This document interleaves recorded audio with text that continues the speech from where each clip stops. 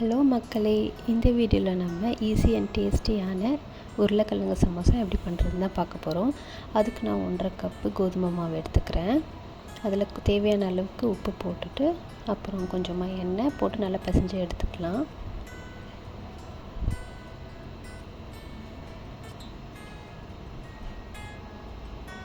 அப்புறம் கொஞ்சம் கொஞ்சமாக தண்ணி விட்டு நம்ம நல்லா பிசைஞ்சு நல்லா கெட்டியாக பிசைஞ்சு எடுத்துக்கலாம்.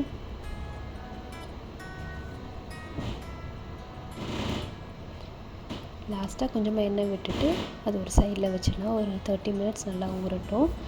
அதுக்கப்புறமா ஒரு பேனில் நம்ம உருளைக்கிழங்குல வேக வச்சுக்கலாம்.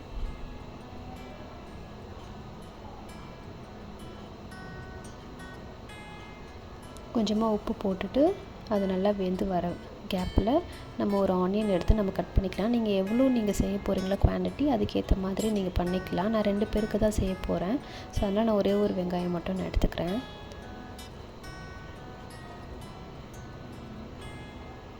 நல்லா கொதித்து வந்ததுக்கப்புறமா உருளைக்கிழங்கு நல்லா வெந்துருச்சான்ட்டு இதை நைஃப் வச்சு குத்தி பார்த்துக்கோங்க. வெந்திருந்ததுன்னா அப்புறமா நீங்கள் அது தனியாக வடிகட்டி தோல் உரித்து வச்சுக்கோங்க. அதுக்கப்புறமா ஒரு கடாயில் கொஞ்சமாக எண்ணெய் அப்புறமா வெங்காயம் போட்டு நல்லா ஃப்ரை பண்ணி எடுத்துக்கோங்க.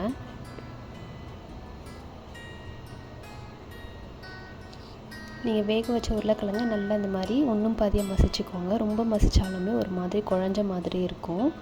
அதுக்கு உங்கள்கிட்ட என்ன மசாலாஸ் இருக்கோ அதை நீங்கள் ஆட் பண்ணிக்கலாம். வீட்டு மிளகாத்தூள் ஆட் பண்ணிக்கலாம்.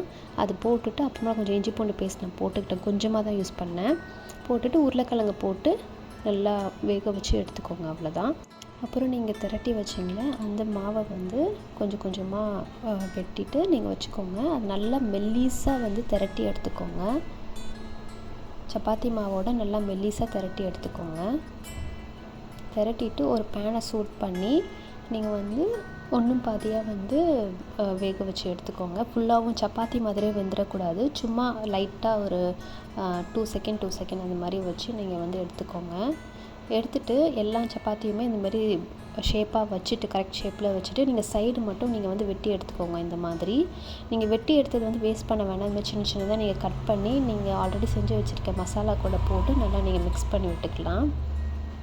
ஒரு சின்ன பவுலில் மைதா மாவு 1 ஸ்பூன் தண்ணி போட்டு நான் கரைச்சி வச்சுக்கிறேன். அது அந்த சமோசாவுடைய பேட்டர் இருக்குல்ல அதை நம்ம பேஸ்ட் பண்ணுறதுக்கு ஹெல்ப்ஃபுல்லாக இருக்கும். சமோசா ஷீட் நம்ம இப்படி மடிச்சுட்டு அந்த பேட்டர் வச்சு இது மாதிரி ஒட்டிக்கோங்க. ஒட்டிட்டு நீங்கள் செஞ்சு வச்ச ஸ்டஃப் உள்ளே போட்டுட்டு நீங்கள் அந்த மைதா மாவு பேஸ்ட்டை வச்சு நீங்கள் ஒட்டிக்கலாம்.